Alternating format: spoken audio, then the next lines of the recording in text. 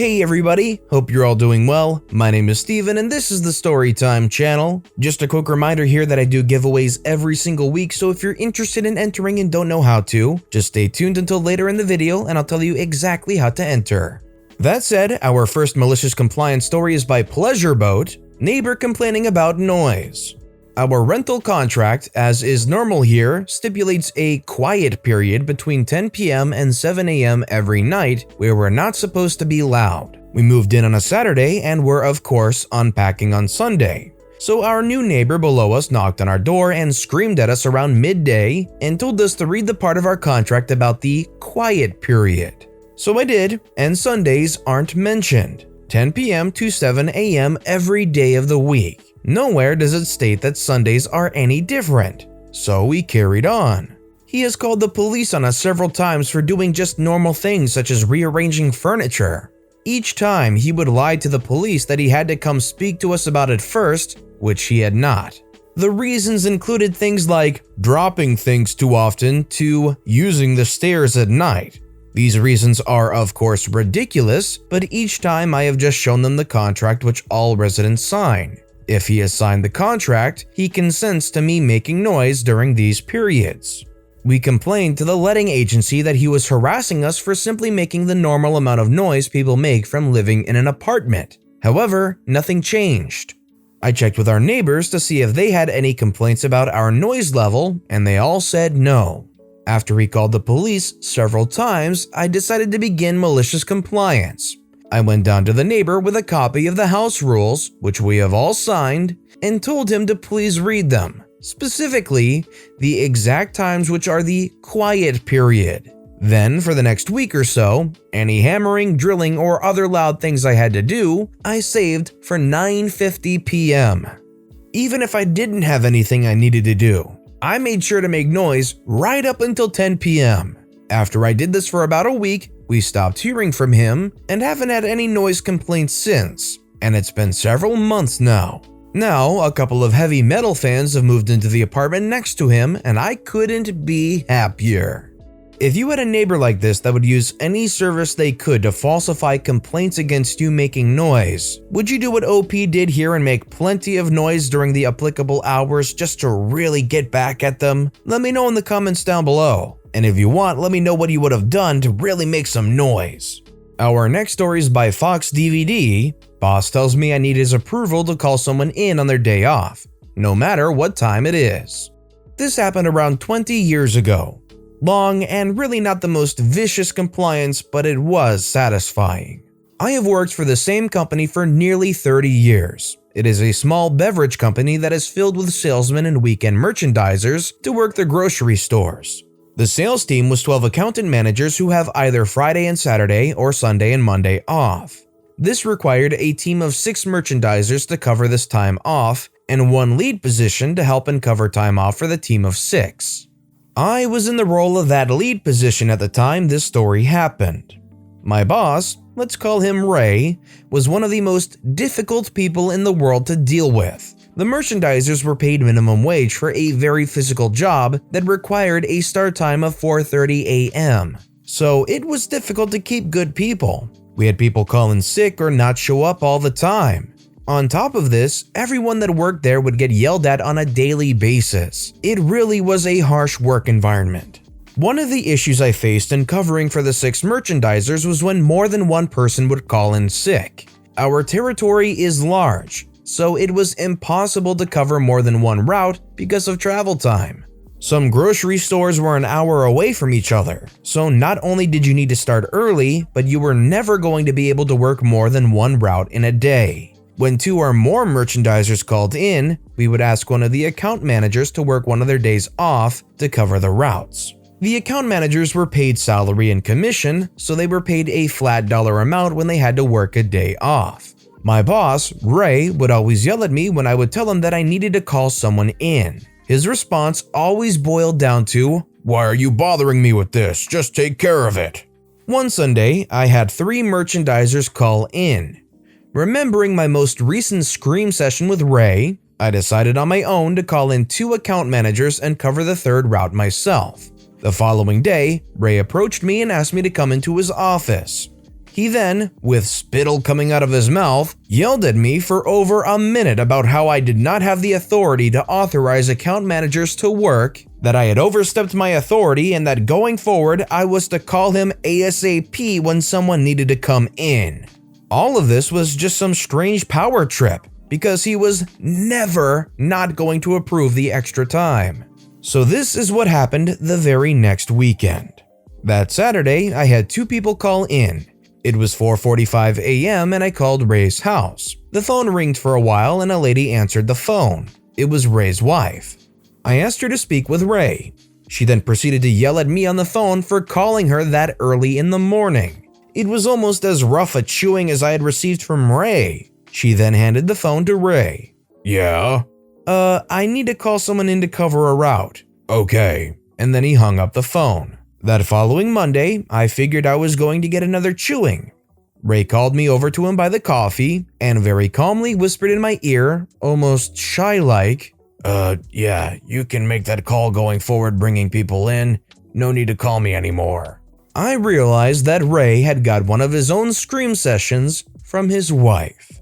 When Ray was telling OP that it was okay for them to just make the call going forward, I thought the direction the story was going to go was that the wife thought it was a Jake from State Farm type of call in the middle of the night, rather than the "why did you call me and wake me up at this hour" type of complaint. Would have been slightly funnier, but overall this is still a satisfying story.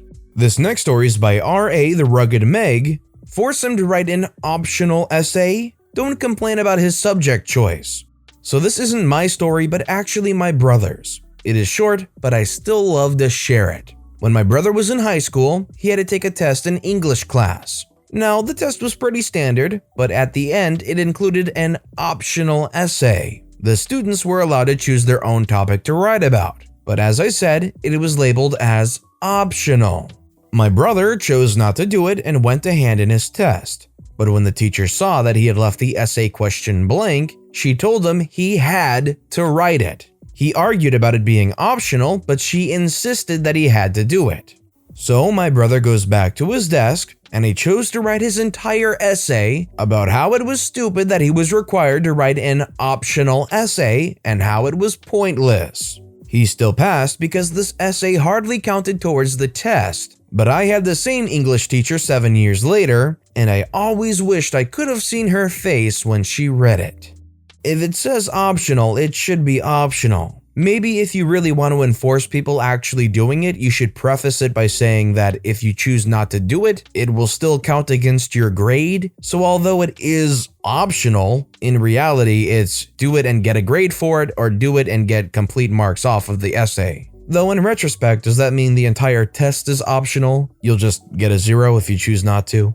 This next story is by More Input. Boss tells me I'm not a manager, so I stopped doing her job. For background, I work in mental health and substance use services. I have worked in my job for a long time now. My boss is never available for help and hardly on site. Recently, she has got a new manager who is not impressed with her work ethic. But then a lockdown happened and he had to shield. She has gone straight back to her old ways. Boss will often ask me to do her work for her to save her coming in, which I have never minded doing up until recently. I had a meeting with my boss after an incident at work where someone tried to assault me. I told my boss I didn't feel supported by her after it had happened, as she wasn't present and didn't manage it well afterwards. In the middle of the meeting, boss says, "Perhaps you want to consider some easier work in a different department." I say, "What? Why?" The boss says, "Well, you do take on a lot of extra work that you don't need to. A lot of this work is managers' jobs. Maybe you need to learn to say no to taking on all this work." I asked if there was something wrong with my standard of work, if she had concerns, etc., and she says no. 3 months down the line, 4 of the team leave and they get new people in. Boss says, "Oh, OP, can you induct new starters on their first day?" I say, "Sorry, boss, that's a manager's job." Boss says, "Can you complete fire risk assessment?" I say, "Sorry, boss, that's a manager's job." After a while, she stops asking me things, then one day she's working from home. I'm pretty sure she has been telling her manager she's on site throughout lockdown, but mostly isn't. Huge incident kicks off with residents, emergency services are called, etc. I call boss and explain to her what happened. Boss says, "OP, can you please do follow-up with commissioning body, staff and residents involved, and write the report, send it all directly to me, please?" I say, "Sorry, boss, you will need to come in to manage this. I'm not a manager. That's not my job." Boss says, "Just this once, please." I refused to manage the incident. Turned out, she was visiting a friend who lived at the coast, whilst she was meant to be on site. Someone accidentally let slip to her manager when he called in the incident and there was no one to manage. He asked me to deal with the incident. I explained I couldn't and that boss had reported me as taking on too much work to OH. A full investigation has been launched into her conduct and ability to do her job. Manager now talks to me directly and supervises me. He is helping me apply for a promotion. Boss is on leave pending investigation. It would be great advice from the boss if the manager was actually doing their work and the boss made sure and enforced that the manager was doing their job. But if the boss is going to keep letting the manager slide along like that, there's something a little fishy going on here. I don't understand why the manager would be able to stick around for so long doing such an incompetent job. So quickly now, I want to explain just how to enter the giveaway. All you need to do is leave a comment on this video relevant to something you saw or heard or liked in any story in that video. That's it, you're entered. But it applies to every single video we upload this week. So to get the best odds at winning the $30 Amazon gift card giveaway, you'll want to leave a comment relating to any of those videos all week long. On Sunday, after the last video has gone out, I'll pick one comment at random and let you know on the following Monday who has won, and then it starts all over again. So make sure you leave a relevant comment on this video and additionally every video I upload this week for the absolute best chance to win. And while you're at it, why don't you go ahead and give the videos a like too, because it helps more than you could imagine. And our final story of the day is by SpadgeFox. You can have my programming, but I'd like some money towards the tooling I've paid for. It's not as malicious as some of the compliance on here, but here's my story from a few years back. It's a bit long-winded, but a lot of it is required for context. I was working as a machinist in a small machine shop at a big manufacturing company. We were a small team that worked on small, highly customized projects away from the main production line and had a good selection of older manual machines and a couple of modern CNC machines. Due to the nature of the work and the rate it came in, we set our own priorities as needed and would frequently have quiet spells where we could work on homework projects. Most of the team were apprentices on secondment from the main production area, with only me and one other fully time-served and skilled machinist on the department's payroll through an outside agency. The apprentices were paid by the main company. As our department didn't really generate its own income, the apprentices were a much preferred source of labor. Their only cost to the department was in material loss and tool breakage, which were very common occurrences. It was either from lack of experience in the 3 newer apprentices, or by the sole final year apprentice, Liam, who thought that because he was nearing the end of his training that he knew it all, much as me and my skilled colleague tried to advise otherwise. As a result of the minimal department income and the regular apprentice mistakes, good lathe tooling was few and far between. My colleague, who'd been at the company most of his working life, kept all the tools he needed to use locked away for only his use, and mine if I needed to borrow something obscure, as he could trust me to take care of them. As I'd only been there a couple of years but had my own lathe at home, I brought a lot of my own tooling in, or bought it myself rather than go through the battle with the purchasing department, and as such being for everyone to use. Important later. After about 2.5 years, a new head of development, HOD, was employed who took on several departments including ours. Within 6 months of him starting, a new manager was assigned to our department. The old guy was great and ran the department to the best of his ability, but the head of department didn't like that we appeared to be a money pit, so off he went. My colleague had a bad feeling about things as soon as head of department took over and somehow knew that we wouldn't be too far down the list. I was more optimistic as we could be depended on to get things done in a clinch, and we had experience the apprentices didn't, and our contracts were pretty solid in that they'd have to find a really good and legitimate reason to get rid of us. My colleague didn't like all the changes, was already well past retirement age and decided to call it a day. As the company had gone through several ownerships over his time with them and his tools weren't documented, he gave a few to me and took the rest with him. With him gone, I thought there'd be little chance of them getting rid of me, as there'd be no one to supervise the younger apprentices or to do the work that was beyond their abilities. Liam had officially finished his apprenticeship in the summer and was now, at least by title, a fully fledged machinist. Anyone who's worked in the job should know that this doesn't mean much in the grand scheme of things. There's always more to learn and more experience to gain, but he was so full of himself that he felt he no longer needed any advice from me, and much to my amusement, the mistakes kept happening. If anything, they were more frequent by him trying and failing to prove a point. It was quite obvious he really didn't appreciate my input, so I stopped offering guidance and just let him get on with it, giving him the rope to hang himself, so to speak. Unfortunately, Liam was quite friendly with the new boss, and that would ultimately be my demise. The new boss was also health and safety mad, which I don't have a problem with in the slightest. I know and fully appreciate the importance when implemented reasonably, and that gave Liam an opportunity to do away with the only other person above him, me. In my collection of tools, I had 2 shop-made mallets, which the previous boss had absolutely no issue with, but they mysteriously made their way out of my locked toolbox onto my new boss's desk.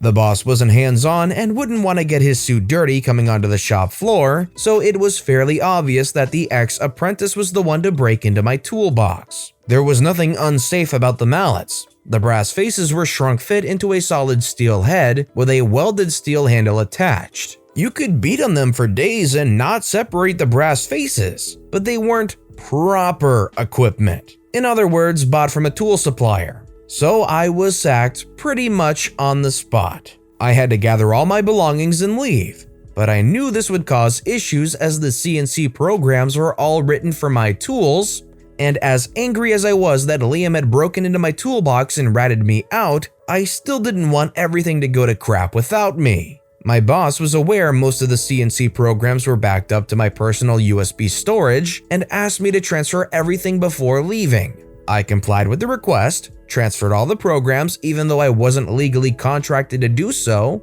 but I knew he'd need more than that. Throwing him a bone, I advised that the programs were written for my tooling. In his eyes, that immediately meant that I should leave everything required for use, which I begrudgingly agreed to for a token payment towards their value. He scoffed, told me to take my tools and get off the site. It took a lot longer than I expected for them to realize that their very expensive CNC lathe was now next to useless without spending over £3,000 on new tooling. My £800 offer was now incredibly appealing after 3 weeks of it sitting idle. But of course, my boss was still trying to make the books look better and phoned me up offering £400. I reciprocated the scoff he gave me 3 weeks prior and hung up. Considering everything that happened to OP, they gave them more than a fair offer to purchase all of the tooling that they needed for those CNC programs. The way OP was treated and booted out of there was incredibly disrespectful. They should have felt lucky that OP was even offering to sell them the tooling. Now they have to spend nearly triple his offer just to make sure that everything works again. Not going to look pretty for that boss's bottom line.